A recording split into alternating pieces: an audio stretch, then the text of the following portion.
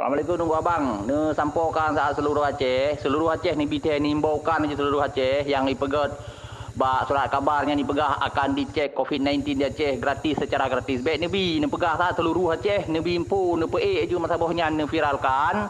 Ne pegah saat contoh lagi kejadian di Itali, Melaya kai depu mandum. Di Itali pun hana kenang nyan.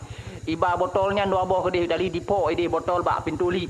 Maka haji berjangkit madunya menang di Aceh karena di Indonesia akan merajalela PKI. Anak karena Acehnya zon hijau, jadi ipegang ke zon merahnya terlibat Aceh tempat mata dunia. Aceh dengan Vietnam memang zon hijau anak kena. Jadi anda pegah saat awaknya nak tujuan misi dan visi awaknya anak ada lepu awaknya nan. Jadi ya cek gratis anak kena tu ya ipegah kena lewatnya iperusak Aceh. Ya ataupun nanti betul-betul ipu kena di iba botolnya disuntik ke ban ibu ala-alanya ndek mandum. Ni sebarkan tak ada halang untuk telefon ya ka menggah madu masa bonya di Malaysia. Ni long bithe tak masa bonya.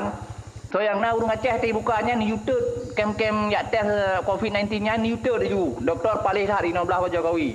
Ngamban Jokowi nya kan orang tu ji.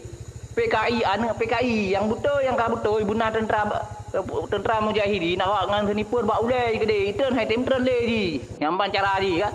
Jadi ne himbaukan seluruh Aceh Pak dibuka poskonya ni baru ni jak orang kampung ni tet. Mbak ni tet baik pegat mamai le Aceh. Di Aceh kan PKI. Yang kemudian tang bang ne selalu sampaikan tak sayang sa grup bangsa yang Aceh kan. Yang hana sampai yang kancuan. Lu badra kabar katu kuno Malaya kan. Hana payah Aceh ngan tu kata hana penyakitnya ni nan Aceh yang tu kai pegah kenang kana kanyo kaji.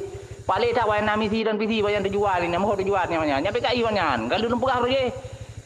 Long hana mau partai awak kah kamu partai kan partai juga tapi nya katom Jokowi nya PKI kalau lu ke awaknya di kampung. Yang kemenang mendambang mah.